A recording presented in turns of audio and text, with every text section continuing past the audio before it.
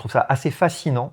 Et d'ailleurs, je suis fasciné par ça dans le monde du sport ou de la musique, par exemple, par cette espèce de symbiose que tu peux avoir à un moment donné où tu as juste des mecs qui sont juste parfaitement alignés. Et ça dégage un truc qui est absolument extraordinaire. Tu vois. Je suis un grand fan, enfin un énorme fan de la Dream Team 92 avec Jordan et l'unique Dream Team, d'ailleurs, je tiens à le préciser. La Dream Team, voilà. Oui, voilà. Que le débat s'arrête. Le truc qui se passe à ce moment-là. Et c'est pas facile parce que les mecs, ils arrivent à Barcelone, ils sont dans un délire. C'est qui va être le leader. T'as Larry Bird, t'as Michael Jordan, Magic Johnson. T'as Karl Malone, t'as tous ces mecs-là. C'est qui va prendre le lead, quoi.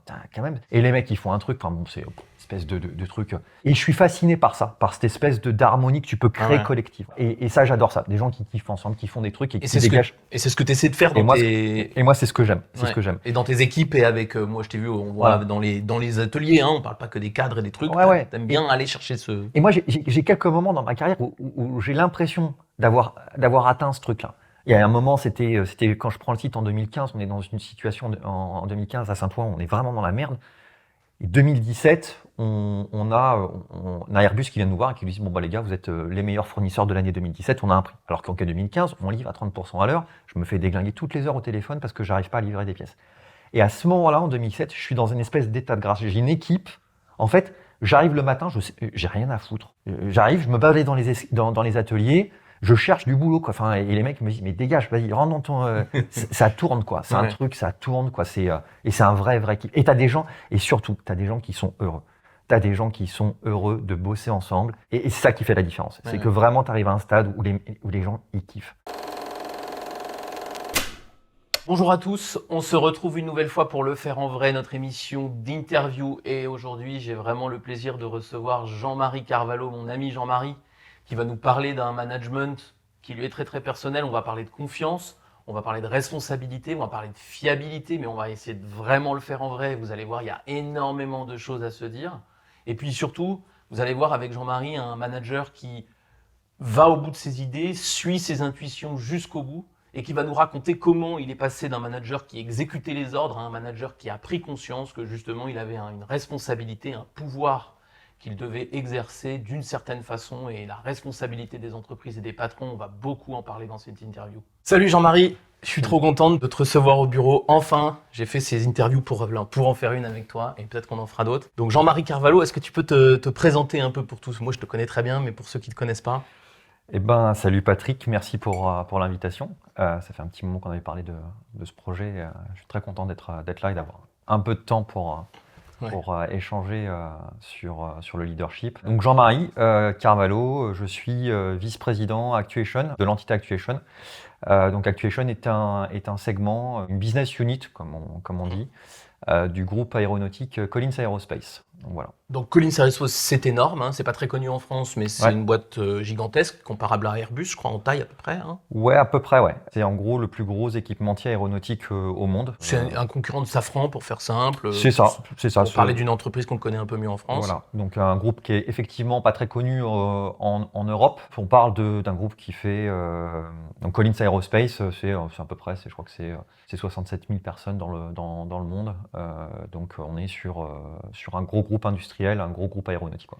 Et Actuation, donc vous fabriquez, juste pour qu'on comprenne, des actionneurs de vol, hélico, avions. Ça veut dire que c'est ce qui permet de diriger les... C'est ça, on fait des actionneurs de vol. Donc l'actionneur de vol, pour essayer de vulgariser le truc, c'est, comme tu l'as dit, c'est tous les organes qui permettent de piloter les surfaces des hélicoptères ou des avions. Donc en gros, un avion, pour qu'il puisse tourner à droite ou à gauche, monter et descendre, il a besoin des actionneurs de vol. Et de la même chose pour un hélicoptère. Ça, c'est vous qui faites ça. Donc toi, tu t'occupes de on a dit BU, donc c'est cette entité-là. Donc c'est présent en France, en Italie, en Angleterre, c'est ça? France, Italie, Angleterre et un peu à Chicago. J'ai le plaisir et l'honneur et le privilège d'être responsable en fait de 3000 employés répartis sur 9 sites. Donc comme tu l'as dit, il y en a 2 en Angleterre, 2 en France, 3 en Italie et 2 petits en Angleterre, donc aux États-Unis, pardon. Un à Chicago et un à Oakville, plus du côté du Canada. Voilà. Et ça, c'est un poste que tu as depuis pas longtemps. Donc, j'y reviendrai à la fin parce que du coup, c'est pas encore un poste que tu connais très bien. Et puis, en plus, on a compris qu'il était grand. Donc, ça prend pas en quelques semaines. Ça fait quelques semaines que tu as ce poste-là. Ouais, prise de poste au date anniversaire le 17 janvier. Et tu connais très bien le périmètre France puisque, en fait, juste avant de faire ça, tu étais le patron de la France. Donc, des 2 sites français, il y en a un en Normandie à Vernon et l'autre à Saint-Ouen-l'Aumône, donc en région parisienne. C'est ça. C'est une organisation dans laquelle j'évolue depuis maintenant 13 ans. Ouais. Je suis rentré dans ce business en tant qu'acheteur.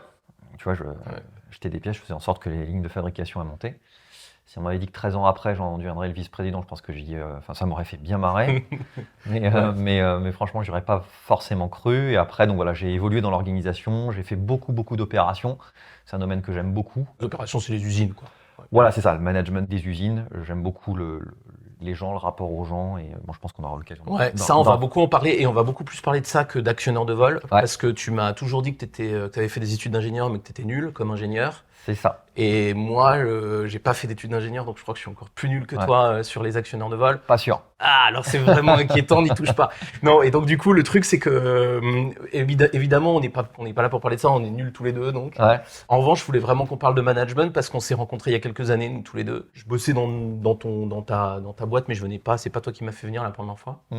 Mais par contre, on s'est croisés une fois ou deux, et puis t'as lu un article que j'avais écrit qui s'appelle le Manager Punk. J'ai une théorie qui me plaisait, qui était que un manager, c'était pas quelqu'un qui devait simplement appliquer des consignes, mais c'était quelqu'un qui devait avoir une adhésion à ses propres valeurs très forte et qu'il fallait être un peu punk dans le monde dans lequel on est parce qu'on pouvait pas se permettre de continuer à faire les bénis oui. Tu m'appelles après avoir lu cet article et tu me dis, moi, je veux devenir un manager punk. Alors, moi, j'ai d'abord envie que tu me racontes ça. Qu'est-ce qui se passe dans ta carrière qu'à un moment donné, tu te dises faut que je change de direction? Moi, si j'essaie un peu de me rappeler à quel moment on a commencé à échanger tous les deux et à quel moment moi j'ai pris conscience qu'il fallait que je fasse un changement dans mon approche, il y a eu effectivement plusieurs éléments qui ont été un peu déclencheurs. Donc il y a eu cet article, comme tu le dis. Oui, mais quelqu'un déclencheur en fait.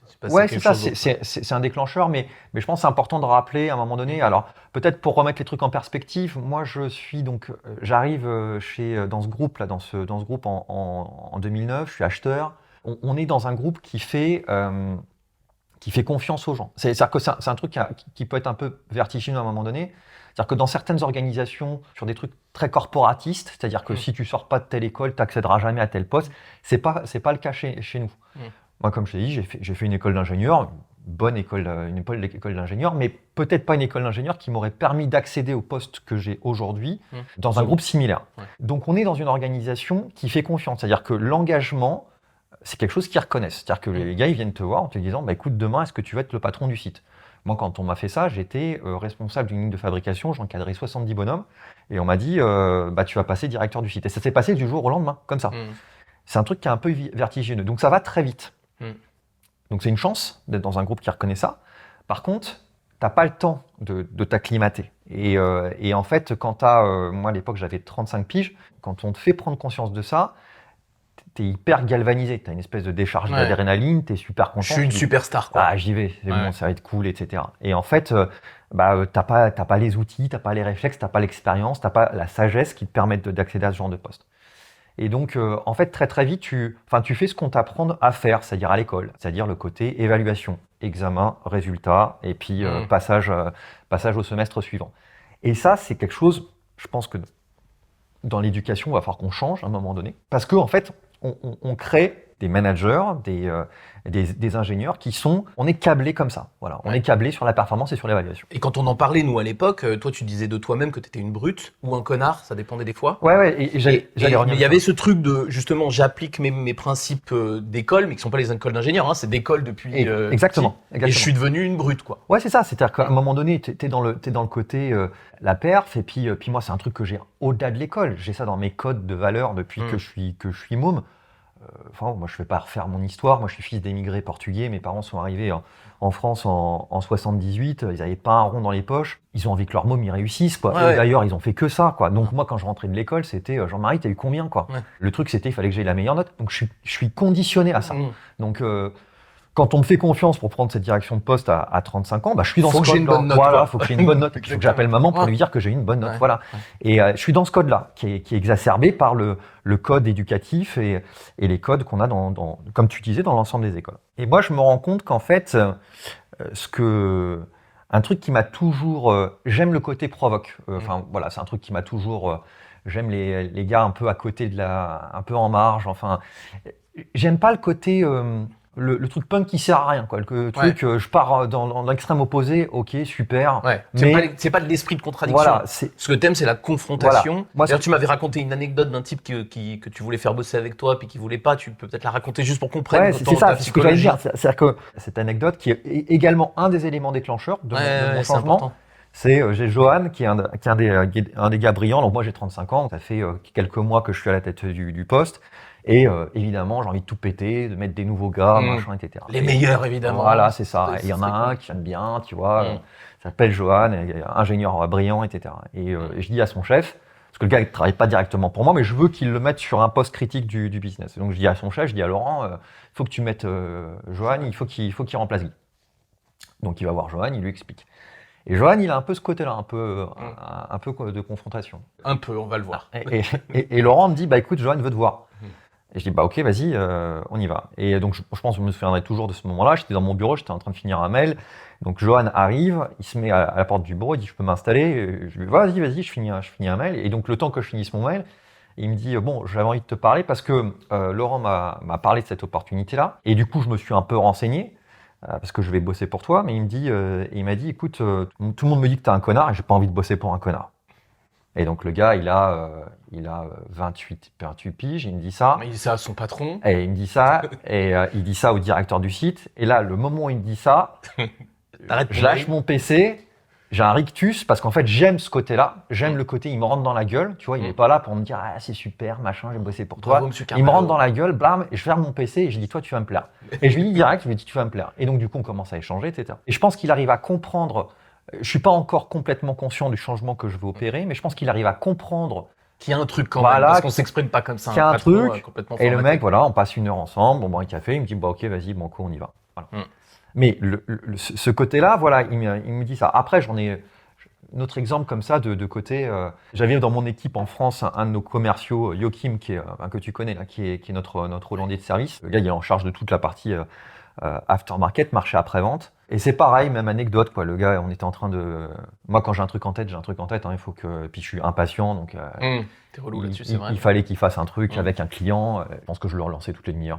Et à un moment donné, le gars, il bossait pas pour moi à l'époque, hein, c'était juste un gars fonctionnel. Et puis il m'envoie un mail à un moment donné, parce que le mec, il est assez cash, et il me dit, en anglais, il me dit Don't break my balls. Je le traduirai pas, mais tout le monde comprendra. Quand il m'envoie ça, je le rappelle, je lui dis, j'aime ton ton. Je dis, par contre, c'est la dernière fois que tu me parles comme ça. Je dis, mais par contre, j'aime ce que tu viens de faire là. Et donc, et après, le gars, je l'embauche, il travaille pour moi, il travaille encore pour la France, etc. Et il est super et tout. Et donc, moi, j'aime les gens qui provoquent, mais qui provoquent pour déclencher un changement. Ouais. J'aime pas le gars qui se pose juste en dogme et qui envoie le truc complètement à l'opposé. Tu as envie de dire, ouais, ok, c'est intéressant. Mais oui, c'est de l'esprit de contradiction, c'est relou. Toi, t'aimes bien, j'avais un truc que tu expliquais à tes équipes, où tu balances la balle très fort et t'aimes bien que quelqu'un te la balance aussi fort pour pouvoir justement trouver le juste milieu que t'es incapable de trouver tout seul, en fait. Ouais, c'est ça, c'est quand j'ai à décrire mon mode de fonctionnement. Moi, il y a un truc que je sais, c'est que je sais pas.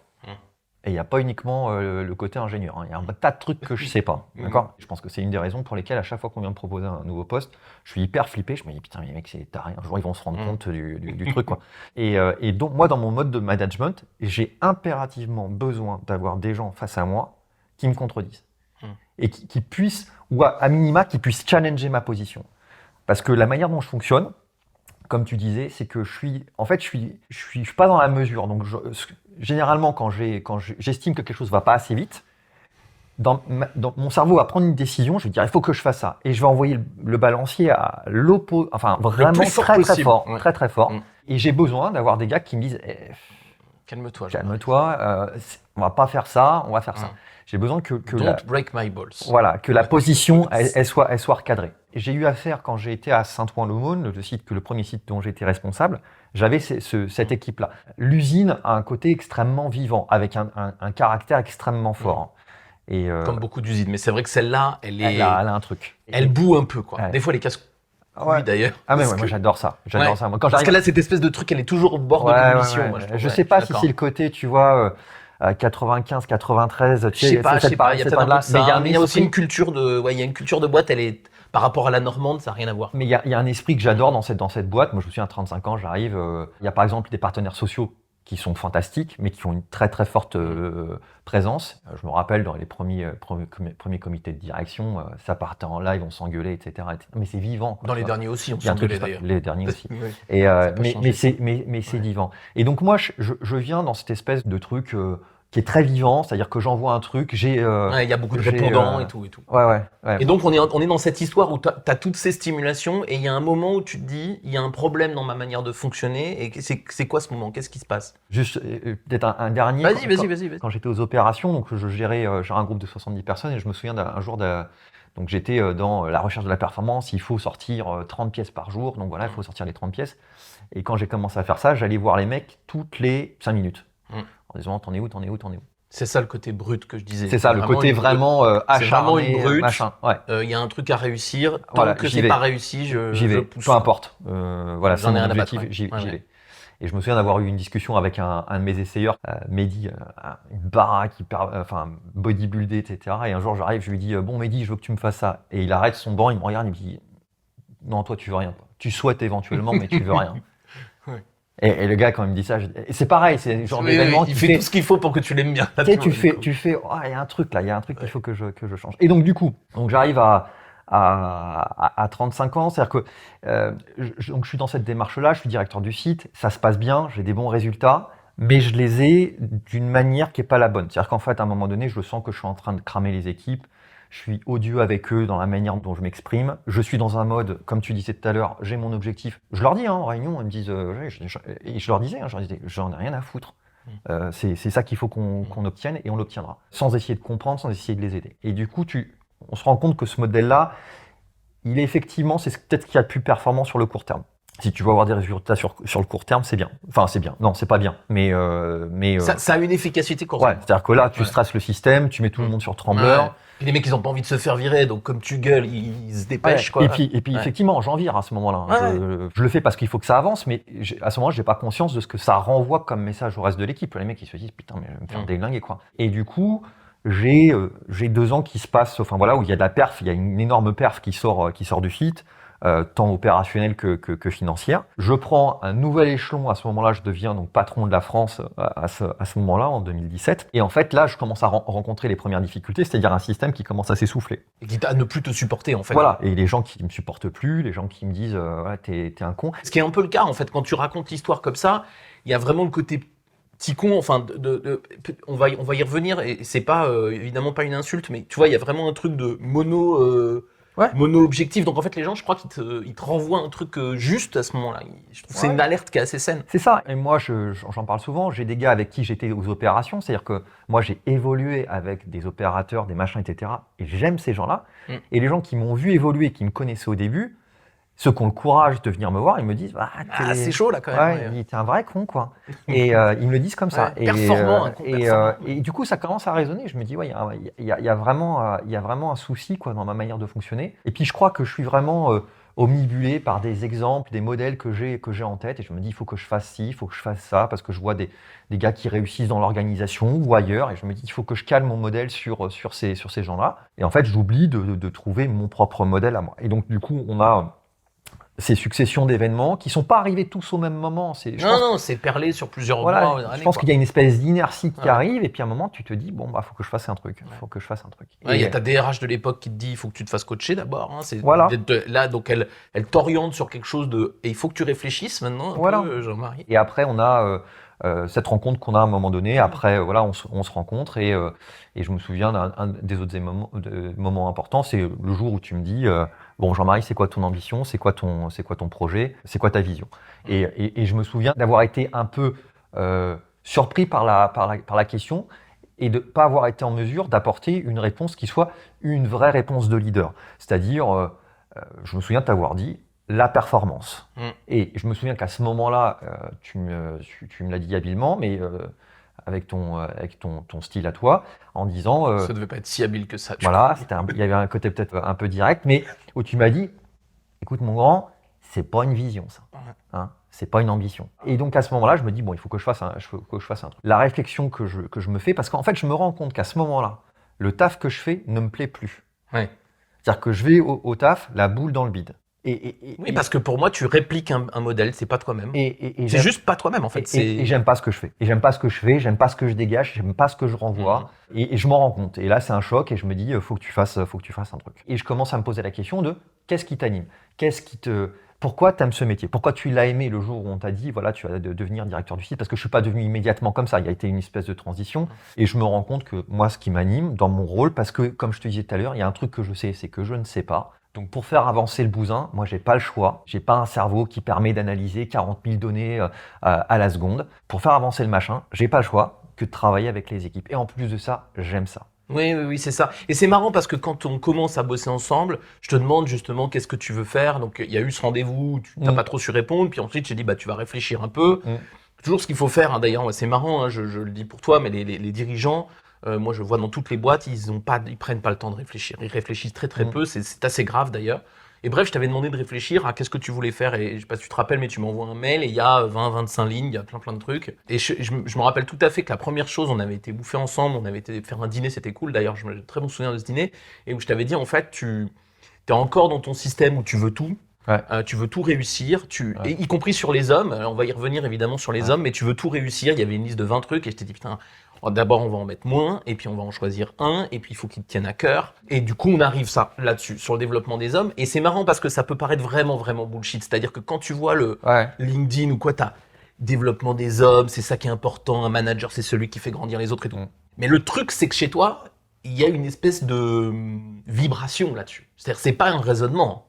Tu le dis pas pour moi, tu le dis pas avec intelligence, tu le dis avec les tripes en fait. C'est important pour toi, fondamentalement dans le ventre, quoi. Ouais, parce qu'en fait, quand je te parle de développement des hommes à ce moment-là, j'ai pas encore vraiment pris conscience de ce que ça représente pour moi.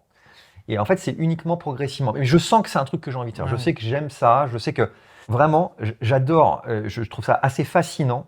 Et d'ailleurs, je suis fasciné par ça dans le monde du sport ou de la musique, par exemple, par cette espèce de symbiose que tu peux avoir à un moment donné où tu as juste des mecs qui sont juste parfaitement alignés. Et ça dégage un truc qui est absolument extraordinaire. Tu vois. Je suis un grand fan, enfin un énorme fan de la Dream Team 92 avec Jordan et l'unique Dream Team, d'ailleurs, je tiens à le préciser. La Dream Team, voilà. Oui, voilà. Que le débat s'arrête. Le truc qui se passe à ce moment-là. Et c'est pas facile parce que les mecs, ils arrivent à Barcelone, ils sont dans un délire. C'est qui va être le leader? T'as Larry Bird, t'as Michael Jordan, Magic Johnson. T'as Karl Malone, t'as tous ces mecs-là. C'est qui va prendre le lead, quoi?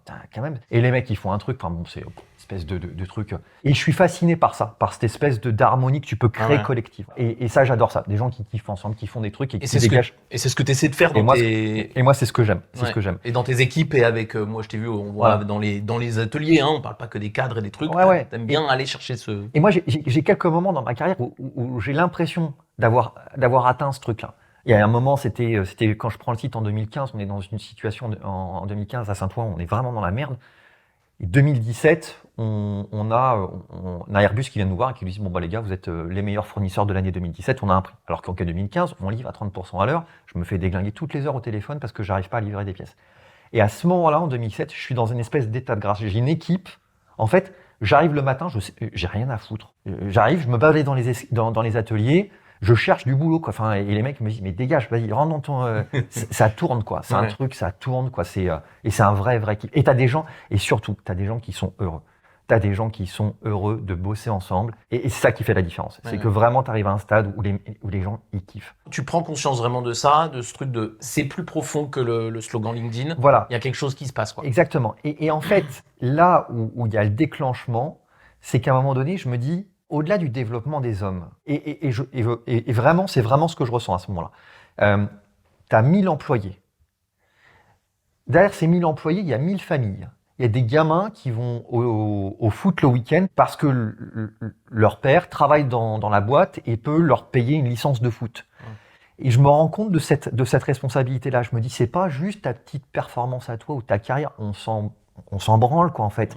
Tu es responsable de 1000 personnes, 1000 familles, des gamins et dont l'éducation dépend aussi de la stabilité financière de leurs parents. Et tu as cette responsabilité. Financière et même psychologique, et de est-ce qu'ils sont massacrés au boulot ou est-ce qu'ils sont bien dans leur Exactement. pompe. Et le fait que leur père rentre le soir et soit bien, machin, et puisse leur dire, bah écoute, c'est cool de travailler dans l'aéronautique, tiens, viens faire un stage, machin. Tu vois, j'ai cette responsabilité-là. Ouais. Et en fait, ce point de bascule, moi, la famille, c'est un truc qui est hyper important pour moi, de la personne que je suis. Quand je prends conscience de ça, je prends une putain de déflagration et je me dis, ouais, mais en fait, c'est chaud, quoi. C'est chaud ton taf, quoi. Tu vois, Oui, c'est important. Ouais. C'est plus important. Enfin, moi, je me rappelle très bien des discussions à ce moment-là. C'est qu'on se rend compte que c'est important et que toi, t'es super chanceux parce que, quand même, les choses te réussissent et que, en vrai, ta carrière, elle est ok. À ce moment-là, on sait que ça va bien se passer. Tu vois, il y a plus, il y a des hauts et des bas, mais on sait que ça va bien se passer. Mais je me rappelle très bien que la discussion à ce moment-là, c'est qu'on se dit, ouais, mais en fait, que ça se passe bien pour moi, c'est une chose, mais en vrai, c'est important. C'est pas juste ma progression, mon poste d'après, mon salaire qui est très bien et tout, il n'y a pas de sujet. Je me rends compte que c'est chaud. Et là, en fait, je passe. Alors, il y a toujours un côté adrénaline, etc. Mais il y a de la peur qui arrive. Mais pas dans le mauvais sens du terme. Ah ouais. Il faut, Il y a de la responsabilité, je dirais. Il faut avoir peur quand tu es un leader. Ouais. C'est important pour moi. Ouais. Le côté, bah ouais, si t'as pas peur, c'est que tu te rends pas compte de ce que t'as, de ce que t'as à gérer. Donc, il faut que ça soit une peur qui soit bénéfique, motrice. Et pas paralysante. Ouais, parce qu'on en a pas rien à foutre des gens, en fait. C'est ça le truc, c'est que si t'en as rien à foutre des gens, effectivement, t'as pas peur. Tu te dis, est-ce que je fais mes résultats? Oui, non. Exactement. En fait, on s'en cogne. Il y a 1000, comme tu dis, il y a 1000 familles derrière. Exactement. Et donc, dans cette prise de conscience, on rentre dans un mode où en fait, les évolutions de carrière qui sont successives, la bascule entre l'adrénaline et ce qui génère de la peur dans le corps humain, ça se balance, quoi. Tu vois, j'étais vraiment dans un truc plus adrénaline et puis j'ai pas peur, c'est bon, ça va le faire. Un truc, putain, c'est et là, le dernière prise de poste que j'ai pris en janvier, franchement, je me dis tiens, tu passes de 1000 personnes à 3000, 9 sites, etc. C'est chaud, quoi, tu vois. Et puis c'est pas 3000 sur un seul site. Et c'est 3000 dans le monde, etc. Et je pense que c'est vraiment ça qui déclenche mon point d'inflexion. Il est là, au moment où je prends conscience qu'en fait, le leadership, c'est avant tout de la responsabilité. J'entendais encore ce matin à la radio, tel leader a une responsabilité. Non, il n'a pas une responsabilité, il n'a que des responsabilités. C'est pas une histoire de pouvoir, le leadership, c'est une histoire de responsabilité. Mais oui, tout à fait, exactement. Et c'est ça, moi, je trouve, qui est vraiment passionnant. Alors, on pourrait en parler des heures, c'est pour ça que j'ai dit d'ailleurs que ça va être long. Que ça va être long. Surtout, on va faire des vidéos tous les mois parce que, non, mais là, on est au tout début de l'histoire. Et moi, je suis fasciné. Enfin, moi, il faut comprendre un truc dans mon histoire à moi, c'est que je fais ce métier depuis 15 ans et tu le sais maintenant, moi, je suis préoccupé d'une certaine idée du management. J'ai vraiment envie que les entreprises fonctionnent autrement.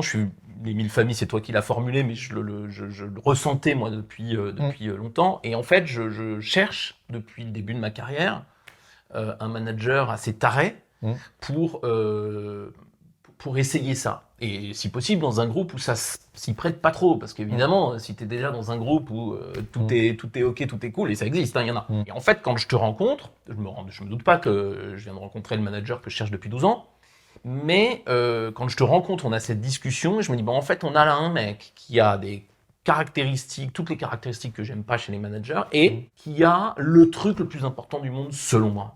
Et je pense que c'est pour ça qu'on s'entend bien, c'est que à ce moment-là, en fait, c'est pas le sujet, c'est pas moi qui t'aide à faire un truc. Et à ce moment-là, en fait, il me semble qu'on se trouve et que le truc, c'est on a envie de faire un truc, on a envie de changer, on a envie de montrer qu'on peut manager autrement. Mais en quelques mots, qu'est-ce que ça va changer? Enfin, en quelques mots ou en quelques exemples, qu'est-ce que ça va changer dans Actuation France, donc dans ton périmètre? Qu'est-ce que tu vas changer concrètement après toutes ces discussions et cette prise de conscience? Qu'est-ce que ça va bouger? Mon rapport à la relation sociale. Avant cette prise de conscience, je suis dans un rapport social qui est un rapport cliché d'opposition, de conflit, dogmatique. Voilà.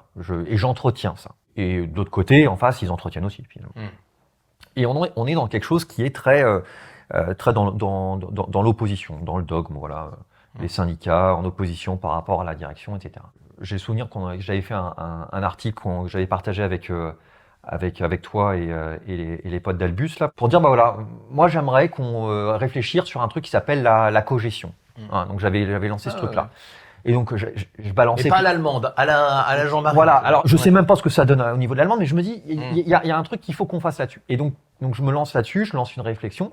Et je me dis comment on pourrait faire un peu les trucs différemment. Et du coup, j'arrive avec cette intention vis-à-vis des partenaires qui est un peu différente, qui est de dire comment on pourrait co-construire. Voilà. Pas surtout, quels sont les sujets sur lesquels on pourrait s'inscrire. Et on a lancé des activités qui vont dans ce sens-là. Alors je vais prendre quelques exemples. Et au début c'est dur, hein, parce que tu arrives et dis ouais je veux qu'on construise. Les mecs ils disent ouais, comment tu veux nous la mettre. Je me rappelle des coups de fil le soir où tu me dis putain mais ils veulent pas. Moi je veux mais ils veulent pas. Ils croient que je les pipote quoi. Ouais, comment ça se passe? C'est hyper dur. Je vais prendre un exemple. Il y a 2 ans maintenant, j'ai dû faire un plan social, un plan de restructuration dans mes établissements. Fort heureusement, on a réussi à faire un plan qui s'est transformé par uniquement des départs volontaires et donc avec aucune casse sociale et on a fait le nécessaire. Est-ce qu'on peut appeler ça de la cogestion? Je ne sais pas, mais en tout cas, on a travaillé suffisamment de manière intense avec les partenaires sociaux pour créer un plan qui soit suffisamment attractif pour que finalement, on n'ait pas de casse sociale. Donc, mais c'est pas l'exemple que je voulais prendre. La conséquence d'un plan social, c'est qu'on a un devoir de revitalisation par rapport, je vais pas rentrer dans les termes techniques, mais en gros, on a le devoir vis-à-vis des territoires sur lesquels on a implanté et dans lesquels on a détruit de l'emploi, de recréer ces emplois indirectement. Et donc ça se passe à travers une taxe, la taxe de revitalisation. La loi te permet de pouvoir utiliser le budget que tu devais payer pour cette taxe à des fins sociales. C'est très très peu utilisé parce que quand tu viens de sortir d'un plan social, le seul truc que tu veux faire, c'est payer ta taxe et puis passer à autre chose parce que tu veux pas te remettre, parce que c'est une négociation. Ces projets sociaux doivent faire l'objet d'un nouvel accord avec tes partenaires. Et quand tu viens de passer X mois de négociation, t'as pas forcément envie de t'y remettre. Et moi, à ce moment-là, quand je prends conscience de ça, je dis, on a une occasion de pouvoir construire ensemble. Donc on se lance là-dessus. Et on a fait un truc formidable. On a fait des trucs là qui sont en train de se mettre en place, que ça soit sur Saint-Ouen-sur-Vernon, avec et c'est de la vraie co-construction. C'est-à-dire qu'on s'est retrouvé dans une situation qui était quand même incroyable, c'est de se retrouver face à la directe de... La directe, c'est la direction du travail dans les régions. Voilà. Du Val d'Oise ou de l'Eure, avec les partenaires, à défendre conjointement nos projets. Et par exemple, tu peux nous donner des exemples de projets pour qu'on voit à peu près... Sur Vernon, on va subventionner une association, je crois, je ne veux pas dire de bêtises, l'association des handicapés de France, pour pouvoir développer des entreprises qui seront gérées par des gens qui ont des handicaps ou qui vont employer des handicapés.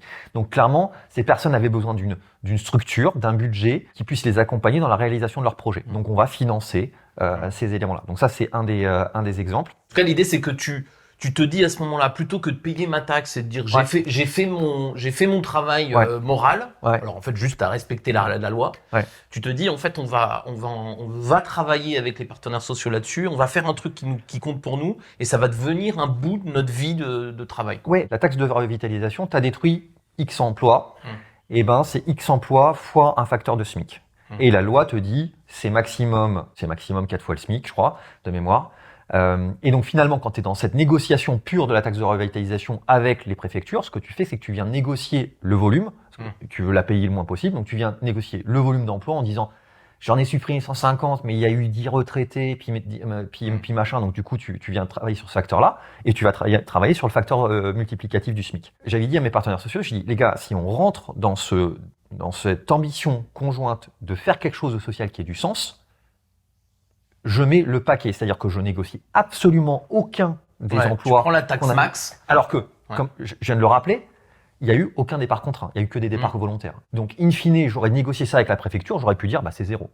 Donc j'ai dit, on prend le paquet. On prend le budget, on va en faire quelque chose ensemble. Et on prend le multiplicateur maximum, et on fait quelque chose ensemble. Alors du coup, c'est marrant parce qu'au début, quand on commence à parler de ça avec les partenaires, ils vont voir les directs, et les directs, comme elles n'ont pas l'habitude de faire ça, elles disent aux partenaires, faites gaffe, on ne sait pas trop ce que ça va donner, etc. Donc les partenaires, ils reviennent me voir dans la première réunion qu'on a avec, et moi à ce moment-là, j'ai pas conscience que les gars veulent pas y aller. Et en fait, je le sais après parce qu'on a des relations, c'est-à-dire que moi je les connais les gars, donc on a pu faire un peu de off, etc. après derrière. Les mecs à ce moment-là, j'en ai pas conscience, ils sont face à moi, ils ont pas envie d'y aller. Et moi j'y vais avec ma passion du truc, j'ai pas conscience que à ce moment-là, ils ont pris cette décision de pas y aller, et je leur dis un truc, je leur dis les gars, si on prend pas collectivement l'occasion de faire un truc qui ait du sens et qui puisse changer la vie des gens, parce que c'est ce qu'on est en train de dire. On part de budgets qui soient assez conséquents. Faire en sorte que des gars qui sont handicapés puissent avoir un job, par exemple, donner de l'accès à de l'éducation pour des gamins, c'est une autre ambition qu'on a dans ce projet-là. Je leur ai dit, putain, rendez vos cartes, quoi. Ah bah non, mais Rendez vos cartes, hein. Arrêtez, quoi. Arrêtez le social, quoi. Et à ce moment-là, je sens que je les choque. Tu vois, les mecs, ils disent, ouais, bon, on va réfléchir. Et les mecs, ils me rappellent le soir, ils disent, bon, on va y aller à ton truc, mais je dis, mais comment ça, il y avait un doute? Et vous doutiez du truc qu'on y allait? Il me dit, bah, on n'était pas chaud, etc. Je dis, mais soyez sérieux, quoi. Ah non, mais je suis d'accord. Enfin, C'est ça qui est incroyable, c'est qu'on on a tellement construit un système managérial un peu aberrant, ou comme tu disais, caricatural, entre une direction caricaturale et des partenaires sociaux caricaturaux, qu'en fait, on a perdu de vue à quoi ça sert, en fait, le dialogue social. Ouais. Et ça, c'est quand même, c'est quand même un truc assez fou. Alors, il y a énormément de choses dans le dialogue social que tu as fait. Moi, je voudrais aussi qu'on parle un peu du management pur et dur. Parce qu'il me semble aussi, Collins, c'est une grande boîte américaine, mais elle est à l'image de toutes les grandes boîtes. C'est une boîte qui broie assez facilement les gens. Elle a cette espèce de... J'ai écrit beaucoup d'articles là-dessus sur comment on gère les fameux hauts potentiels, tu sais, etc.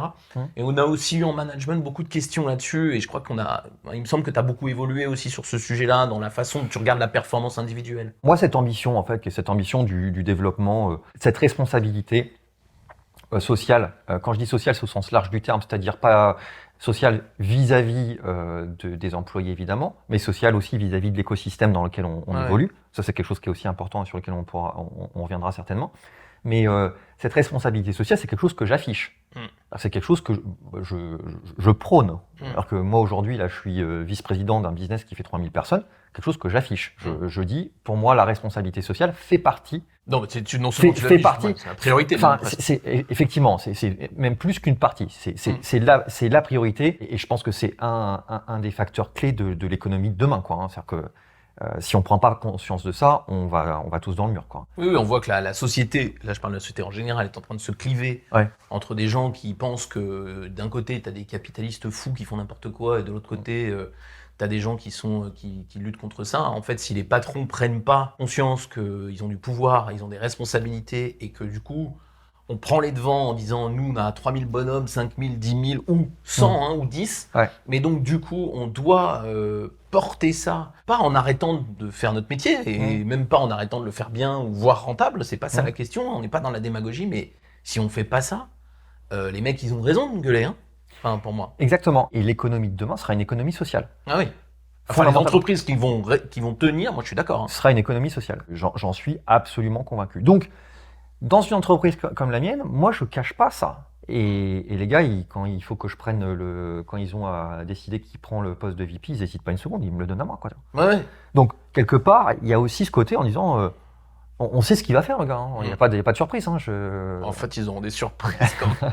Et du coup, voilà. Donc, il y a quelque chose qui est quand même de l'ordre du...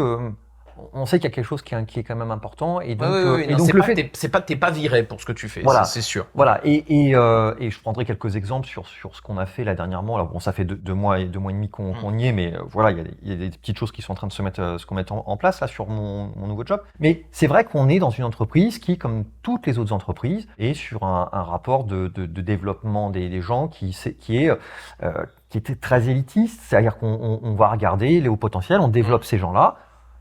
On développe aussi les autres, mais moins, quoi. Enfin, on mise sur une élite qui va tirer le bateau.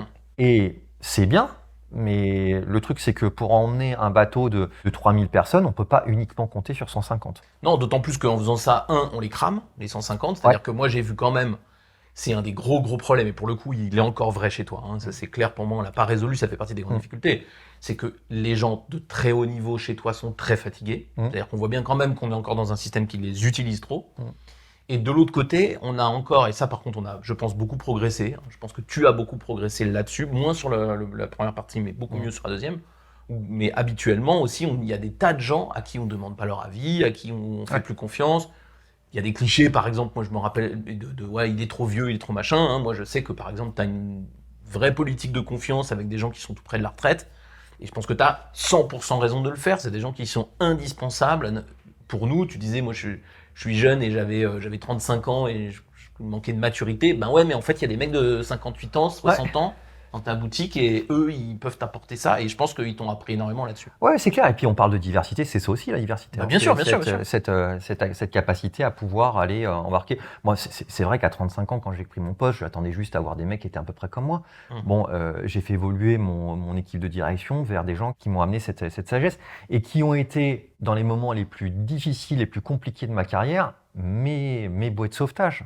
On a une expérience avec un Alain qui se reconnaîtra, ou qui était un monsieur de fin de carrière que tu as mis à la tête d'un atelier en catastrophe, qui était vraiment au bord de la fermeture, et tu as résisté à la fermeture, tu as refusé que ça se ferme, et tu as mis ce mec en qui, à mon avis, personne ne croyait vraiment, et qui, pendant les 2-3 ans où il a piloté cet atelier très compliqué, très technique, a redonné de l'espoir à ses équipes en les manageant d'une façon différente, parce que tu lui demandais de faire ça, mais qui a su le faire et qui a mis son humanité au service des familles qui étaient concernées par ce business-là. Et je pense que c'est ça aussi, quand on parle de développement des hommes, on ne parle pas d'augmenter le budget de formation, pour moi. On parle de comment est-ce que je regarde les gens avec de l'espoir pour eux, et pas juste avec oh pop, il coche pas toutes les cases, lui, notamment 58 ans, attention. Ouais. Tu vois. Ouais. Et je trouve que ça, moi, c'est un truc, à mon avis, enfin, que tu avais dans la tête, mais qui a changé dans ta manière d'agir sur le terrain. Ouais, c'est sûr. Il y a eu cette prise de conscience d'aller chercher l'expertise là où elle était et pas dans les codes qu'on essaye d'instaurer. Aujourd'hui, voilà, dans beaucoup de boîtes, on se dit, bon voilà, ce qu'on recherche, c'est voilà, 40 ans, bonne école, bonne expérience. Si c'est une femme, elle a déjà fait ses enfants. Voilà, et puis voilà. Après, on va regarder quelques critères de diversité, et puis voilà. Et en fait, effectivement, comme tu le dis, Alain, ou on pourrait prendre l'exemple de Bernard aussi, c'est la personne qui m'embauche, le gars qui m'embauche. En 2009. En 2009, c'est moins de plus 2. Je me retrouve 13 ans après à le diriger. Quelqu'un en qui j'ai un énorme respect.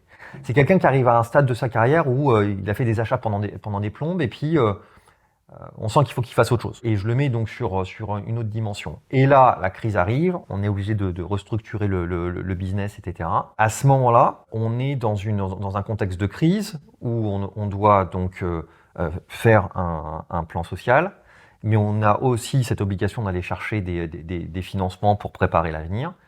Et à ce moment-là, donc Bernard sait que dans le cadre du plan social, il va quitter l'entreprise. Donc il peut être dans une démarche de dire bon écoute, moi j'ai 6 mois à faire et puis ça déroule. Et c'est la personne qui nous permet d'aller chercher plusieurs millions d'investissements étatiques et du groupe, pour le coup.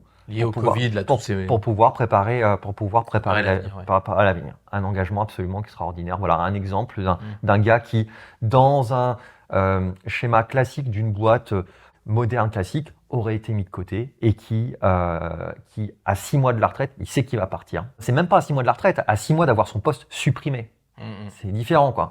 À 6 mois d'avoir son poste supprimé, bah voilà. Oui, mais parce que l'histoire qu'on raconte ensemble, c'est une histoire où il a de son utilité, où il est respecté. Ouais. Et moi, je trouve que c'est un truc qui est vraiment, vraiment important. Là, on est dans un cas très extrême, mais les entreprises, elles ont du mal à voir à plus de 2 ans. Pourtant, quand il y a quelqu'un de 55 ans, donc qui peut-être a encore 6, 7, 8 ans de carrière, on les considère comme vieux. Mais il y a personne qui se projette à 7 ans. Donc à un moment donné, pour moi, quelqu'un de 55 ans, ça peut être quelqu'un à potentiel. Ça doit être quelqu'un à potentiel parce qu'on a du temps à travailler avec eux encore. Ouais, et il faut avoir de l'espoir pour eux. Moi, je trouve que c'est vraiment important. Et je pense que ça, c'est un des trucs qu'on a le plus construit, c'est de dire il y a de l'espoir dans chacun des 1000 bonhommes. Ouais. Et tous ne suivent pas, mais beaucoup suivent parce que ils viennent chercher quelque chose. C'est comme ton élu qui vient, qui dit ah bah j'aimerais être formé pour faire des RH, un syndical.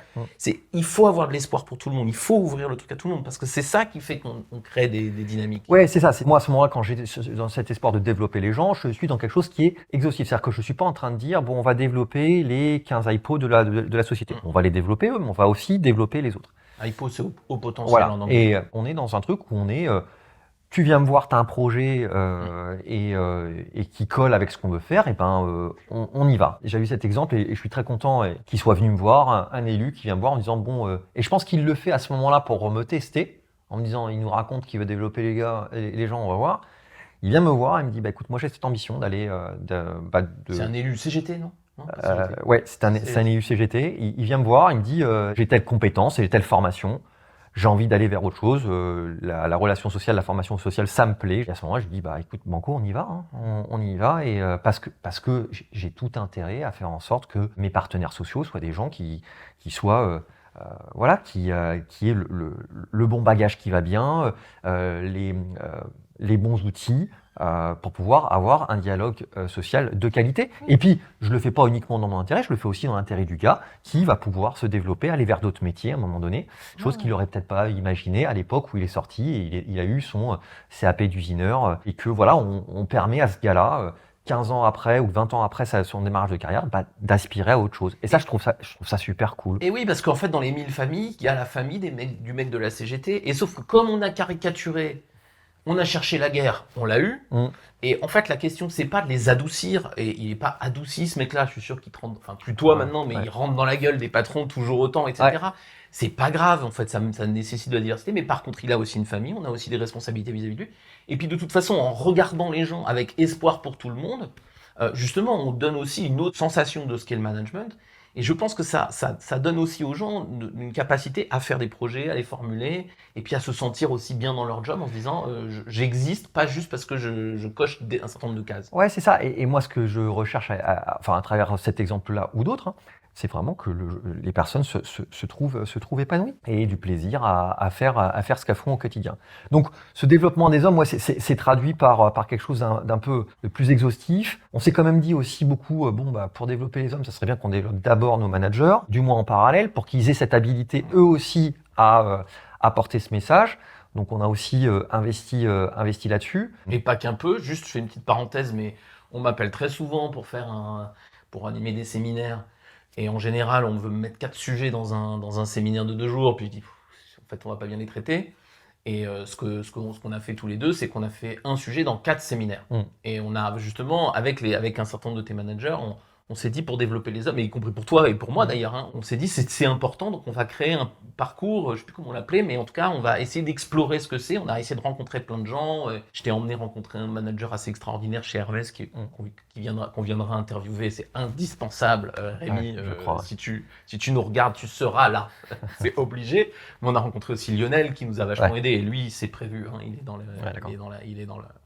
est dans l'agenda déjà. Et je crois que c'est ça aussi le truc, c'est que le développement des hommes, c'est pas Jean-Marie Carvalho qui a 10 000 idées à la seconde. Et tu disais, moi je fais pas beaucoup de choses bien, moi je trouve qu'il y a un truc que tu fais particulièrement bien, c'est que tu t'inspires des gens et que tu sais faire. C'est-à-dire que une idée qui te plaît, tu la fais.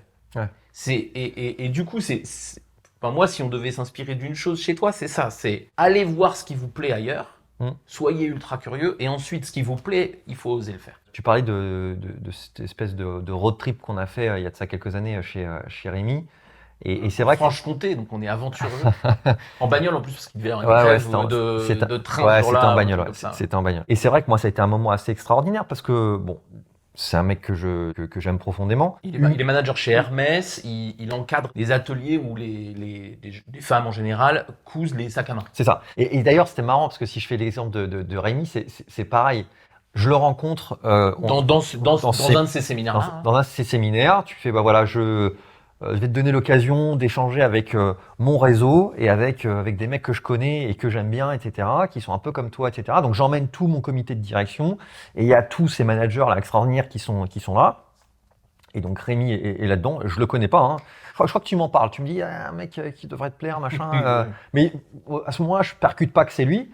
Et tu me dis, prends la parole, puis comme d'habitude, j'avais rien préparé, donc je dis, là, j'y vais, et je fais une espèce de monologue, là, comme je suis en train de faire, là, pendant des plombes, et je dis un truc, je dis, écoute, je me présente, je m'appelle Jean-Marie, et donc je suis responsable de 1000 familles, et je le fais comme ça, et après, je pars dans mon truc. Et je vois un gars qui vient me voir, et je me dis, peut-être lui. Et donc, il vient me voir, et il me dit, bon, t'as raconté beaucoup de conneries dans ton truc. Il y a un truc qui m'a touché, c'est juste les 1000 familles.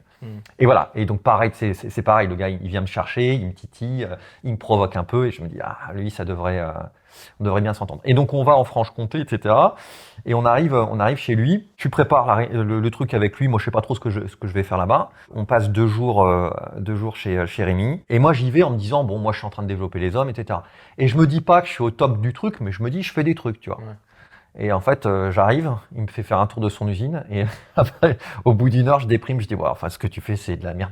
Et C'est pas de la merde, c'est ça, et l'autre, il est comme ça, quoi. Voilà, et il te le dit avec une espèce d'humilité, voilà, il te présente le truc, il fait, ouais, moi, je fais quelque chose. Les gens décident à leur niveau. T'es là, waouh. Et voilà, enfin, le truc qui m'a le plus coaché, quoi, il m'emmène, et puis il ouvre une porte, et là, t'as des établis avec des gens qui sont en train de coudre, et puis t'as une personne qui est derrière en train de leur. Je dis, c'est quoi ça? Il dit, bah, c'est notre école. Je dis, comment ça? Il dit, bah, c'est notre école, on a créé notre école. Je dis, mais tu peux m'expliquer le truc? Il me dit, bah, écoute, on est dans de la maroquinerie de luxe. On a donc la nécessité d'avoir des gens qui soient hautement qualifiés, et donc on veut s'assurer que la formation qu'on leur dispense, ça soit la bonne, et qu'on leur donne le temps nécessaire pour pouvoir acquérir cette expérience. Et donc le gars, il a fait un truc de ouf quand même. Il a créé son école à l'intérieur. Donc en fait, quand il embauche quelqu'un en CDI, le gars. Et pendant 2 ans, il va faire de la formation. Au bout de 2 ans, il le paye pendant 2 ans. Juste pour faire de la formation. Mais donc elle produit rien qui est vendable. Rien. Voilà. Rien qui est vendable, que de la formation pendant 2 ans, sur dépôt, Hermès, machin, etc. Bon, je vous laisse imaginer le niveau d'investissement. Ce qui est extraordinaire, c'est qu'il a créé quelque chose qui est reconnu de l'éducation nationale. Il s'est associé avec, je crois, un IUT local pour créer ce diplôme en fait de technicien maroquinier de luxe, donc un diplôme qui est reconnu. Et donc ce qui est extraordinaire, c'est que le gars, il prend l'engagement de former la personne pendant 2 ans pour l'emmener jusqu'au diplôme. À l'issue du diplôme, il y a une sélection de savoir. Son engagement, c'est d'aller jusqu'au diplôme. À l'issue du diplôme, il y a une sélection pour savoir si le gars peut aller chez Hermès ou pas. Les gens qui vont chez Hermès continuent leur parcours en tant que collaborateurs Hermès, et donc ils commencent à travailler. Ceux qui ne font pas partie de cette sélection, il prend l'engagement de leur retrouver un taf sur la base du diplôme que lui leur a offert, entre guillemets.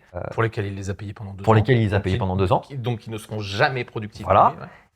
Et il leur prend l'engagement de leur retrouver un taf dans l'écosystème. Et moi, quand il me dit ça, je dis, bah, ok. Bah surtout, et c'est ça je voulais en venir, c'est que toi, quand on te dit ça, tu reviens et tu crées ton école.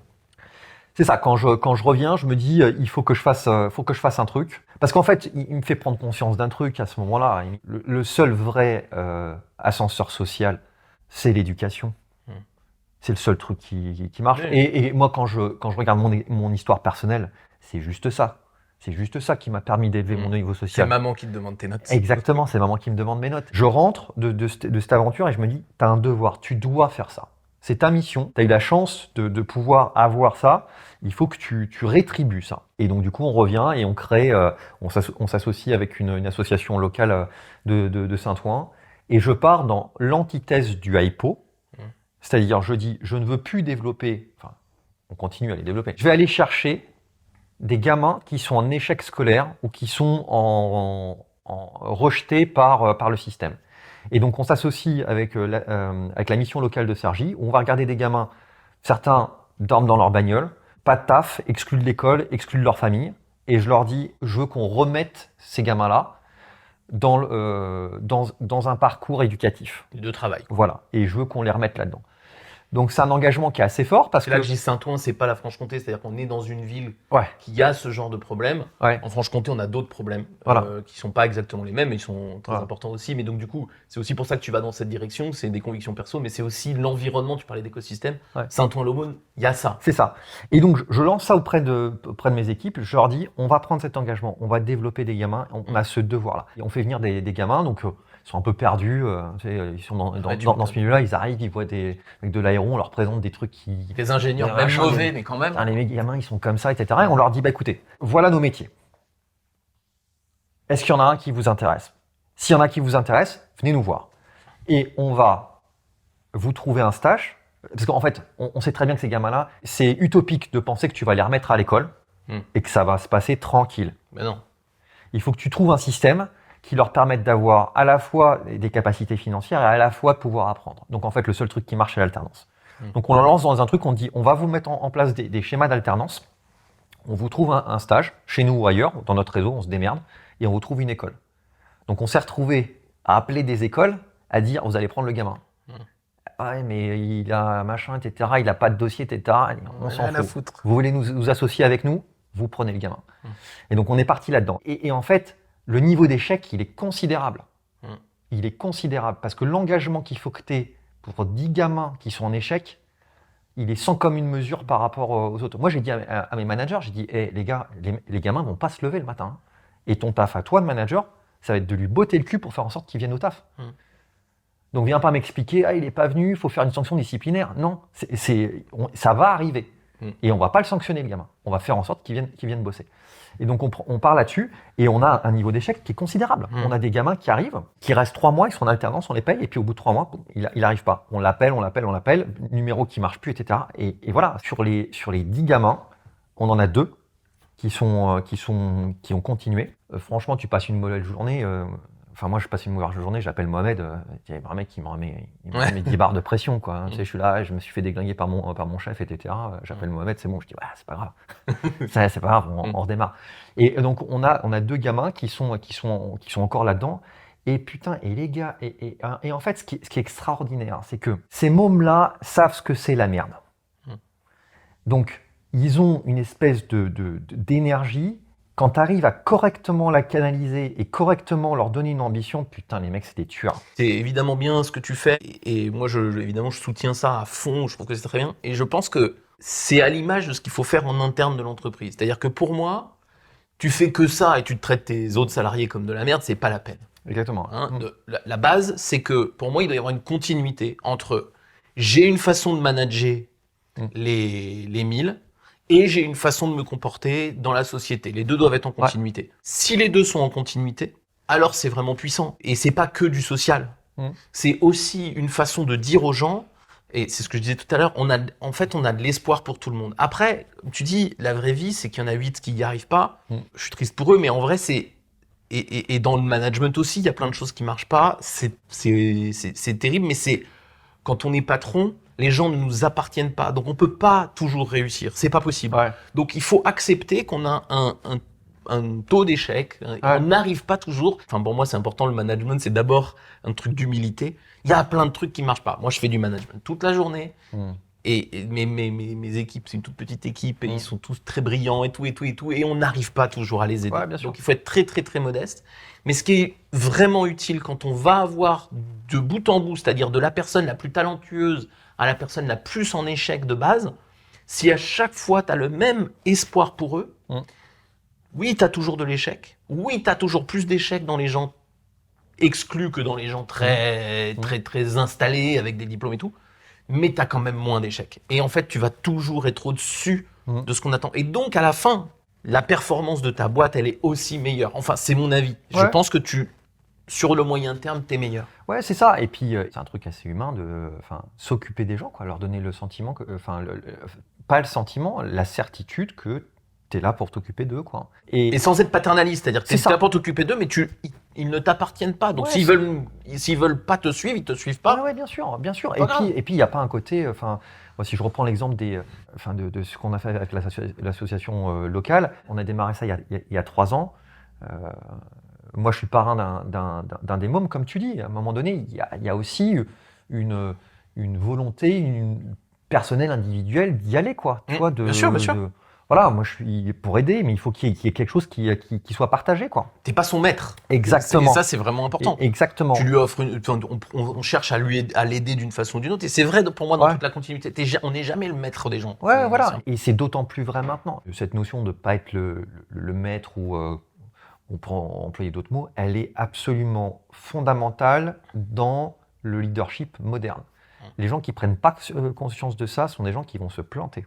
Mais oui, non, mais c'est sûr. Moi, je dis souvent, on manage en public aussi. C'est-à-dire que la façon dont tu traites, on a beaucoup parlé dans nos échanges de la dignité des faibles. Je vous renvoie à Kaamelott qui nous apprend ça. Si tu traites mal les faibles parce qu'ils t'arrangent pas, parce que quelqu'un qui est en difficulté et qui n'est pas performant, ça s'appelle un low performer, tu sais, dans les entreprises, ça t'arrange pas parce que ça te permet pas de faire tes résultats. Mais si tu traites ces gens-là comme de la merde, au-delà du problème humain que ça pose de responsabilité, parce que ces gens-là, ils ont quand même des enfants et des responsabilités machin. Au-delà de ça, t'es aussi en train de dire à tous les autres, je ne suis gentil avec vous que parce que vous m'êtes utile, Oui, bien sûr. Il faut à un moment donné, il faut casser ça aussi. Oui, bien sûr. Et en fait, c'est marrant parce que se battre pour la dignité des faibles, qui est cet épisode de Kaamelott, qui est pour moi, la phrase la plus puissante du leadership. D'ailleurs, je me la suis tatouée sur ma cuisse. On va pas le voir là, mais ouais. Je vais pas le J'étais un peu impressionné. Je vais pas le montrer. Mais c'est pour moi ce qui incarne cette prise de conscience de la responsabilité. Parce que se battre pour la dignité des faibles, quand tu prends conscience de la phrase, ça doit te foutre une putain de boule dans le bide en disant bon, putain, c'est chaud, quoi. Hein. Et pour moi, c'est la responsabilité des gens. Comme nous qui avons la chance d'avoir réussi, d'avoir des postes, d'avoir des responsabilités, comme tu disais, on a des responsabilités, toi tu as 3000 personnes, j'en ai 20 et puis je conseille des tas de gens tous les jours, donc on a des responsabilités et je pense que plus on est dans un univers où on se rend compte qu'on est des forts du système, peut-être pas les plus forts, mais dans les forts quand même du système, plus on doit avoir ce truc-là. Et pour moi, c'est sans paternalisme et sans condescendance. La question n'est pas de voir quelque chose de je suis fort et t'es faible et donc je vais t'aider. La question est de dire moi j'ai le choix en fait. Est-ce que on reste entre nous tous les deux, puis on s'amuse bien parce qu'on s'entend bien, puis parce que voilà c'est cool, on va en Franche-Comté, nous on a la chance de faire ça. Soit je regarde les gens autour de moi et je dis bah vas-y j'essaie de les embarquer. Et j'y arrive pas à tous les coups, mais j'essaie de les embarquer et je les regarde pas en fonction de l'utilité qu'ils peuvent avoir pour moi. Moi je vais réussir en fait. Ma carrière elle est ok. Il peut se passer des trucs, mais globalement, elle est ok, notre carrière, elle est ok. C'est ça aussi, moi, je crois, le truc, c'est quand on est patron, quand on a des responsabilités, eh ben, on doit regarder les gens à hauteur d'homme toujours. Tu sais que j'aime le cinéma, il y a un John Ford, qui est un des grands maîtres américains, qui fait des westerns, c'est un peu vieilli parfois, mais moi, je le trouve magnifique, qui expliquait que lui, il est film humaniste, c'est-à-dire qu'il filme toujours la caméra face aux gens. C'est-à-dire qu'il n'aimait pas... comme ça ou comme ça, pour les rapetisser ou les grandir, il filme tout le monde, les gentils, les méchants, les trucs, il les filme à hauteur pour que tout le monde soit mis sous le même truc. Moi, je pense qu'un manager, c'est quelqu'un qui doit poser sa caméra à hauteur des gens pour pouvoir tirer de ce qu'ils sont le meilleur. Et c'est pas la même chose, on n'est pas égaux malheureusement. Ouais, bien sûr. Mais par contre, on peut proposer la même chose à tous, quoi. Ouais, bien sûr. Et Pour moi, ça c'est une vraie clé de management. Et pas que humaniste, qui est aussi efficace. Et tu as raison, tu as le choix. Effectivement, tu as le choix de pouvoir asseoir ou assouvir une ambition qui est personnelle ou carriériste ou voilà, très, très personnalisée, où tu as le choix de faire autre chose pour les gens. Et après, la question, c'est jusqu'où t'embarques le machin. Et moi, c'est devenu une obsession. Le côté qu'est-ce que j'ai changé dans cette ambition de développer les gens, c'est devenu une espèce de truc qui y a des fois m'angoisse en disant mais qu'est-ce que t'as fait quoi ? Qu'est-ce que t'as changé ? Voilà. Et parce que pour moi, je considère que c'est un devoir. Voilà. Je considère que c'est notre devoir en tant que leadership. Ouais, tu disais que t'as le choix. Je pense je pense qu'on n'a pas le choix. On ne devrait pas avoir le choix. C'est un devoir. Si tu acceptes de prendre ces positions-là, tu as le devoir de faire ça. Oui, non, mais je suis d'accord. Si on a la possibilité de le faire, il faut le faire. Et c'est vraiment important. Alors moi, des fois, je parle de toi à d'autres managers, directement ou implicitement, ils me disent « Oui, mais il est extrêmement courageux, etc. » Je rappelle qu'il a des promotions avec ça. C'est-à-dire qu'en plus, on est dans un monde très injuste, où les grands groupes ont l'air de nous dire « Il faut être formaté », mais tu n'es pas le seul dans ce cas-là. En fait, en n'étant pas formaté et en étant punk, c'est-à-dire en suivant ses intuitions, être punk, c'est pas faire chier le monde, c'est adhérer à ses propres convictions pour les mener très très loin. En fait, on amène de la valeur aux gens, mais on amène aussi de la valeur aux entreprises. Exactement. Et moi, les gens qui le font autour de moi, et tu es évidemment le premier d'entre eux, mais il y en a d'autres, tu connais un peu Philippe, qui est venu aussi dans ce fauteuil-là, etc. Eh ben, ils embarquent des gens et ils ont des promotions. Donc en fait, c'est pas un si grand risque managérial, parce que vous allez avoir tellement de retours des humains, relationnellement, mais aussi dans la qualité du travail qu'ils vont faire, qu'à la fin, vous prenez même pas le risque de vous faire virer vraiment. Ça peut arriver, mais c'est pas si fréquent que ça. Ouais, carrément. Et puis comme je le disais, moi, il n'y a pas d'ambiguïté sur ce que je suis. Il n'y a pas d'ambiguïté sur quelles sont mes ambitions, ma motivation, etc. Et j'ai un groupe qui est un des plus grands groupes industriels au monde, comme tu disais, qui, il y a 2 mois, m'ont donné la vice-présidence d'un de leurs plus gros segments. Il n'y a pas d'ambiguïté, ils savent ce que je vais faire, ils savent quelles sont mes convictions. Ouais, je pense qu'ils ne savent pas tout, en vrai, et tant mieux. Mais oui, ils savent l'essentiel, je vois ce que tu veux dire. Ils savent que tu n'es pas formaté, après ils n'imaginent pas ce qui se passe dans ta tronche, mais voilà. C'est ce que je disais dans le côté punk, il faut avoir cette espèce de décalage, mais dans cette ambition de pouvoir construire, tu vois. C'est un numéro d'équilibriste, il faut toujours rester sur la corde. Si tu passes de l'autre côté, tu ne sers plus à rien. Tu peux avoir des belles idées, des convictions, machin. Si tu n'as pas les moyens de le faire, tu scandes des slogans, quoi. C'est tout ce que tu fais, quoi. Mais moi, c'est la même chose. J'essaie de vendre ces idées-là. T'imagines bien, j'y crois énormément. Et puis, je rencontre des gens comme toi, ou en tout cas qui ont des bouts de toi et où on a envie de les amener à ça. Et je suis d'accord, je suis toujours un peu sur cette corde qui est que moi, j'ai une liberté immense parce que j'ai une entreprise toute petite et où je fais ce que je veux. Et après, je suis consultant. Et donc, du coup, j'ai pas à payer. Enfin, je donne des conseils et puis c'est toi qui le mets en place. Mais du coup, justement, moi, ça me stimule et je suis toujours en recherche de cet équilibre. C'est comment est-ce que je garde un profond radicalisme par rapport à ces idées-là. Parce qu'en fait, j'ai pas vraiment envie de négocier avec ça. Et en même temps, comment est-ce qu'on arrive dans des boîtes comme la tienne, aussi complexes, qui ont des bons et des mauvais côtés, mais qui sont quand même des boîtes extrêmement grandes, extrêmement complexes, avec des logiques financières, on va pas se le cacher, plus ou moins cyniques, mais quand même des logiques très compliquées. Comment est-ce qu'on arrive à trouver le juste équilibre pour que les gens puissent vraiment faire un changement? Et ça, c'est marrant, c'est intéressant à faire. Et je trouve moi, c'est une quête pour les 20 prochaines années d'arriver à aller chercher le plus de punk possible où que ce soit. Et tu vois, j'ai une manager chez Sanofi, elle est plutôt en fin de carrière, elle n'a pas le fond de punk qu'on peut avoir tous les deux. Mais en fait, c'est pas grave, le but, elle sera jamais comme toi, comme moi, comme d'autres. Par contre, si on arrive à mettre 5%, à l'intérieur d'elle d'un truc un tout petit peu plus subversif, alors qu'elle est bonne élève, tu peux pas imaginer, et ben en fait ça fait un gros effet, parce que les gens sont tellement habitués à avoir cette femme très sympa et tout, mais très très très tenue, twist un tout petit peu, déjà les gens disent « ça change quand même beaucoup de choses ». Et on arrive à faire des choses, donc je trouve qu'il y a aussi cet espoir qu'on doit avoir pour les gens qui est « c'est pas grave s'ils sont pas tous radicaux ». Moi j'explique ça à mes consultants, ils me disent « ouais mais moi j'ai pas Jean-Marie ». Ouais, je me doute, mais je m'en fous.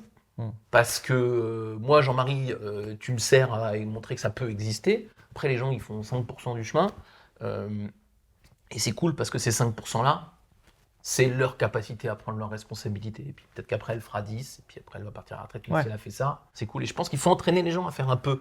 Ouais, et puis tu parlais du bon élève. On l'est tous. Mais oui. On l'est tous, bon élève. Et d'ailleurs, faut pas être hypocrite. Il faut le rester. Parce que un truc qui est quand même important dans l'histoire, c'est que moi, on me permet de faire ce que je fais dans un groupe qui est un énorme groupe industriel, etc. Mais c'est parce que je délivre ce qu'ils attendent. Et les gars sont très clairs. Ils disent, à partir du moment où tu délivres ce que tu as à délivrer, eh ben écoute, mets en place la vision que tu as envie de mettre. Et ça, c'est un truc, c'est une énorme liberté, ça. Et c'est en ça qu'à un moment donné, je parle, on en avait déjà parlé à un moment donné, une certaine part quelque part de loyauté, parce que finalement, subventionner des gamins pour qu'ils fassent leurs études, leur payer des ordinateurs, leur permettre de faire des stages, si je suis pas dans un groupe comme Collins Aerospace, c'est pas Carvalho qui paye. Ça marche pas. Non, mais c'est pas Carvalho qui paye. Ça marche pas. Ouais. Donc, le contrat, il est clair. Tu as une conception sociale de ton métier, etc. Pas de souci. Tu la mets en place à partir du moment où tu délivres tes résultats. Et ça, je trouve ça absolument extraordinaire. Par contre, l'autre truc, c'est, moi je suis tout à fait d'accord avec ça. En revanche, il y a un truc que tu dis pas complètement, mais que tu fais tout le temps, c'est que tu demandes pas l'autorisation pour tout. Ouais. Et que ça, c'est essentiel.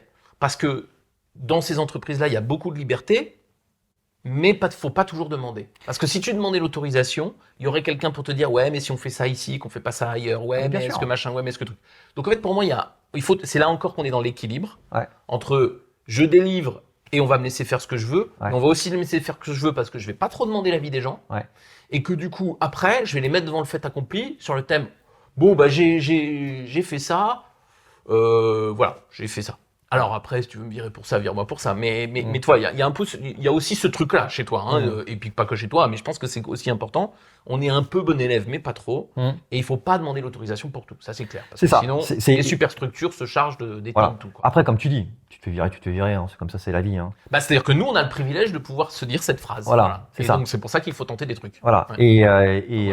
Voilà. Il faut mesurer le truc. On en a parlé. C'est un truc qui est important dans le côté. On parlait du système éducatif tout à l'heure. Il faudrait qu'on arrive à mettre ça en place aussi dans le système éducatif français. Le côté un petit peu, casser un peu cette image du bon élève et le côté de dire il faut l'être évidemment parce que c'est ce qu'on attend de vous. On attend que vous délivriez des résultats, mais que ça soit mis au service de quelque chose qui peut être un petit peu un peu moins bon élève. Et les résultats, c'est la même chose.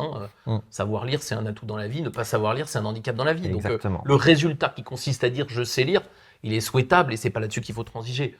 Par contre, sur les chemins qu'on va emprunter dans l'école pour conduire des gens. Alors je dis lire pour vraiment la compétence de base, mais après pour des compétences un peu plus complexes, c'est pareil. Connaître un bout d'histoire, t'es quand même plus fort dans la vie si tu connais un bout d'histoire que si tu connais que dalle. Là où je suis d'accord avec toi, c'est que oui, c'est normal qu'on ait des objectifs de résultats, c'est-à-dire tout ne se vaut pas. Savoir lire, c'est plus important que plein de choses. Ouais. Parce que vraiment, dans notre société, tu sais pas lire, t'es vraiment en difficulté. Ouais, c'est ça. Et donc, voilà. Et donc, il faut apprendre, il faut pas laisser le choix.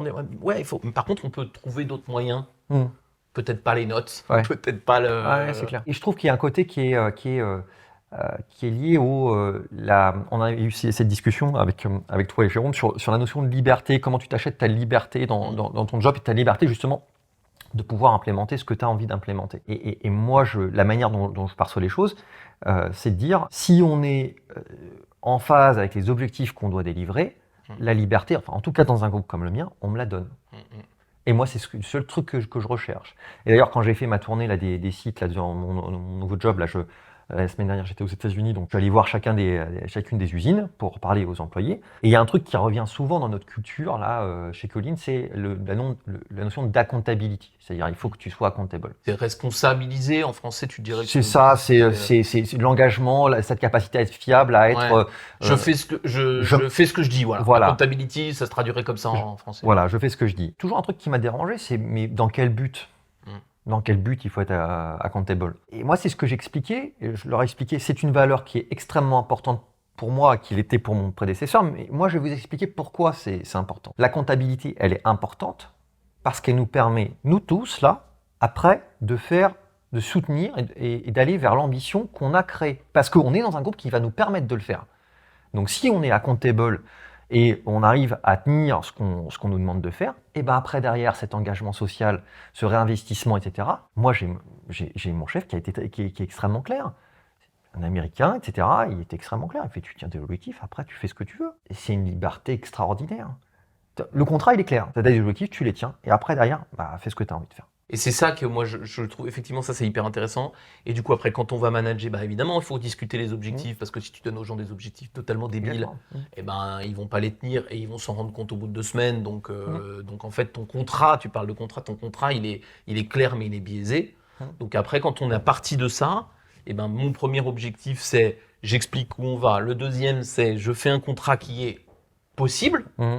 Et une fois que j'ai ma direction et j'ai mon contrat possible, on va pouvoir mettre en place notre ambition humaine ensemble. Exactement. Et après, le truc que je leur ai dit, à la ligne de management, la comptabilité, si on prend ce truc-là, cette notion de tenir la performance, parce qu'on revient sur le côté bon élève. Pas qu'on se trompe de débat, on est dans des entreprises où quand on progresse parce qu'on tient les résultats. Voilà. Être punk, c'est pas dire au chef, écoute, fuck, je ferai pas de résultats, je vais faire ce que j'ai envie de faire. Ça marche pas. En fait, après, tu ne sers à rien. C'est-à-dire qu'à un moment donné, ton ambition, ta vision punk, elle ne sert plus à rien. Quand on te donne plus les moyens de pouvoir la mettre en œuvre, ça ne sert à rien. Donc, comme tu disais, comment on fait en sorte que les punks restent dans les entreprises ? On veut pas de punks qui se fassent virer au bout de 2 jours. C'est pas ce qu'on veut. Ah bah non, ouais. On veut des mecs qui restent et qui arrivent à distiller cette culture dans l'ensemble de l'organisation. Bien sûr, ouais, tu m'étonnes. T'es bon élève, mais un peu rebelle, quoi. Et c'est pour ça qu'on est toujours dans cette zone d'équilibre. Et sur la notion d'accountabilité, moi, ce que je disais à mes équipes, si vous êtes accountable, les gars, si vous tenez vos chiffres, etc., pourquoi je vais vous casser les couilles toutes les heures à vous demander où est-ce que vous en êtes ? Il faut que ça soit rewardé, ça, quelque part, il faut que ça soit rétribué. Et moi, là, quand je suis arrivé, un truc qui était pas trop en phase avec la culture qu'on avait jusqu'à maintenant, je leur ai dit, à partir du moment où on a un business qui est fiable, qui délivre, écoutez les gars, pour vous parler toutes les heures, je vous parlerai 1 fois par mois. Et puis en plus, pour vous dire des trucs sympas. Voilà, pour dire, vous avez tenu vos trucs, super, etc. C'est cool. Ouais, quand est-ce qu'on fait des projets sympas ensemble, quoi. T'as un peu dérivé, le client te fait chier. Non, écoute, d'accord, tiens-moi au courant, machin. On est tellement dans une société de contrôle, c'est absolument hallucinant. Ahurissant, je suis d'accord. Les sociétés, c'est pas Colline, c'est toutes les... je parle de la société. Ouais. J'ai tellement là-dedans que quand je leur ai dit ça, je me souviens de mes équipes, ils m'ont regardé, ils m'ont dit, mais de quoi tu parles ? Et quand tu dis ça aux US, c'est-à-dire c'est pas la société française. Ils me disent, mais de quoi tu parles ? Je dis, on va leur lâcher la bride. Moi, je vais prendre l'exemple de mes business italiens, les mecs, ils sont au top. J'ai rien à leur... Enfin, ils m'enseignent plus que ce que je leur apporte. Mmh. Donc moi, mon rôle vis-à-vis d'eux, c'est de les soutenir, c'est de les aider. Ils ont une galère avec un fournisseur. Ok, j'ai cette position qui me permet d'accéder à certains niveaux et pour pouvoir les aider. Mais en termes de process, de culture, de machin, les mecs, ils sont 30 fois meilleurs, les mecs, de toute Ils façon. sont en top, qu'est-ce que tu veux faire? J'y suis allé il y a de ça 1 mois et je vais y retourner dans 2 semaines. Il y a un vrai kiff, quoi. Les gens, ils kiffent ce qu'ils font. Il y a une énergie absolument incroyable. Et voilà, et ce business-là, moi je leur ai dit, quand j'ai dit à mes équipes, je dis, mais pourquoi tous les lundis, Vous allez emmerder à les Italiens. 17h30, je demande à l'Italien où est-ce qu'il en est de son retard? Et c'est ce que je leur disais, cette accountability, il faut qu'elle soit rewardée. On est dans un rapport de confiance. Le leadership, c'est savoir faire confiance. Ouais, bien sûr. Et ça, cette rétribution de la confiance, dans une société, et je ne parle pas de la mienne, une société qui est tellement avide de contrôle, c'est chaud. Et en France, on aime bien mettre des lois, on aime bien mettre des trucs. Mais de toute façon, la notion de contrôle, c'est par définition, c'est l'anti-valeur. C'est l'anticulture. Le contrôle, c'est l'anticulture. Oui, je suis d'accord. Le lien entre les humains, il doit être avec le minimum de contrôle possible. Ouais. Surtout que, je dis souvent, il y a quelques opérations dans la vie qui nécessitent un double contrôle. Quand tu es dans une raffinerie de pétrole, si tu fermes mal une vanne, elle explose, elle tue 50 personnes. Ouais. Ok, on contrôle 2 fois. Ouais. Quand tu finis un médicament, que tu vas l'injecter dans le bras de quelqu'un, ok, on contrôle 2 fois. Pour quelques opérations comme ça, toi c'est pareil, c'est des actionneurs de vol, on va les mettre sur des avions, s'ils tombent en panne et que l'avion va au sol, on va contrôler 2 fois. Mais pour quelques opérations de ce genre, combien ne nécessitent pas ça?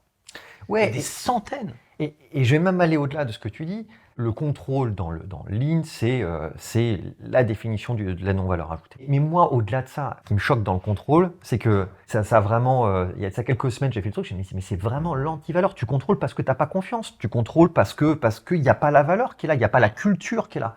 Par exemple, tu dis, voilà, une vanne, on la ferme, on la contrôle 2 fois. Bah moi, je challengerais ça. Je dis, comment tu fais en sorte que quand tu la fermes, tu sois sûr qu'elle soit fermée? Oui, non, je suis d'accord. On peut pas prendre la justification de la santé ou de la sécurité des hommes à chaque fois. Ouais. Mais je suis d'accord avec toi. On pourrait même l'enlever sur ces trucs-là, mais je comprends mieux je comprends qu'on ait une résistance sur ces trucs-là. Il y a un rapport au contrôle qui est absolument ahurissant, quoi. Et le pire, c'est qu'on forme des gens pour faire du contrôle, quoi. C'est ce qu'on inculque dans notre système éducatif, quoi. On a des industries complètes qui sont faites là-dessus et ça me fascine à quel point c'est en plus pas aligné. Toi, tu as toujours aimé aller discuter avec les opérateurs, avec les techniciens, etc. Quand tu discutes avec eux, tu comprends que il y a tellement de compétences, il y a tellement de trucs, il y a tellement de compréhension, de connaissances, de trucs qu'en plus tu prends des adultes compétents, intelligents, et avec beaucoup de contrôle, tu arrives à en faire des ados mal élevés et un peu qui jouent au con une fois sur 2. J'exagère, mais c'est vraiment, pour moi, c'est le processus qui conduit à construire des emmerdeurs. Ouais, bien sûr. Il commence par le contrôle. Ouais. Parce qu'il commence par dire, tu fais ton métier depuis 25 ans, je vais quand même regarder, puis tu vas faire un reporting, puis tu vas faire un truc. Alors qu'en fait, tu devrais aller voir le mec, c'est ce que tu fais toi, mais tu devrais aller voir le mec et tu dis, vas-y, raconte. Et c'est ce qu'on avait vu, en Franche-Comté chez Rémi, la nana qui coule le sac, tu sais quoi, elle sait mieux faire son travail que ses managers. Donc, au bout d'un moment, il va falloir apprendre à les manager autrement, les types. Ah ouais, c'est clair. Enfin, les nanas d'ailleurs. Jean-Marie, tu vois pourquoi je voudrais qu'on fasse des petites émissions de temps en temps, parce qu'en fait, j'ai des tonnes de trucs que je voudrais encore débattre, mais revenons-y pour avoir d'autres angles. Est-ce que juste, si on devait garder un truc que tu aurais envie de laisser à un manager sans faire un espèce de truc trop LinkedIn et tout, c'est quoi toi qui paraîtrait le plus important dans les choses qu'on a dites et qu'il faudrait garder en tête? Ouais, enfin moi je reviendrai sur la notion de responsabilité et sur la notion de confiance que doit incarner un leader. Enfin, on revient toujours là-dessus. Si tu fais un taf de leadership et que ça te fait pas peur, c'est que tu as un problème. On va s'arrêter là-dessus. Donc Jean-Marie Carvalho, on peut te retrouver, je pense, sur LinkedIn. Oui, je suis sûr, même tu publies un peu, donc vous pouvez aller voir un peu son parcours et puis ce que tu racontes un peu et qui est Collins. Merci beaucoup du temps passé avec moi. C'était comme d'hab trop cool et on se retrouve un de ces 4 pour continuer notre discussion. Merci Jean-Marie. Ça marche, merci Patrick.